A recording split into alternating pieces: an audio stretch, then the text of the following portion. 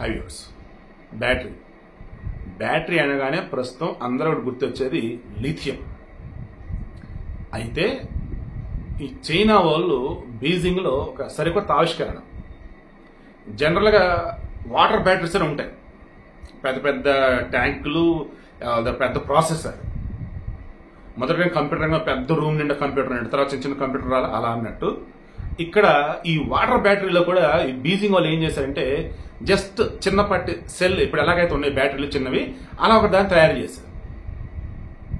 ఇది అంతే, దాన్ని ఏం చెప్పాలి, అంతే సైజు ఉన్నటువంటి ఒక లిథియం బ్యాటరీ ఉంది, ఈ వాటర్ బ్యాటరీ ఉంది. ఈ లిథియం బ్యాటరీ కన్నా రెండింతలు అది పనిచేస్తుందట water battery.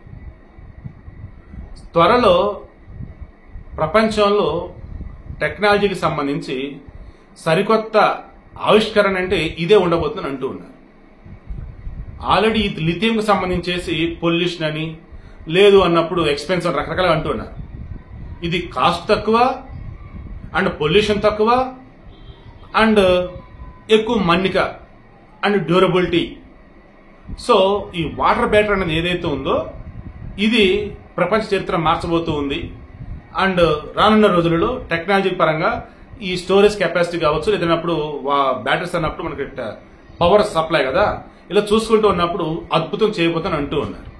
But I'm sure ఈ 21st సెంచరీ ఆవిష్కరణలో ఈ వాటర్ బ్యాటరీ ద బెస్ట్ అన్నట్టు చెప్పుకోవచ్చు. నెంబర్ ఆఫ్ ఉన్నాయి, బట్ తక్కువ పరిమాణంలో కూడా బెస్ట్ రిజల్ట్ అన్నప్పుడు దీన్ని మెచ్చుకోవచ్చు.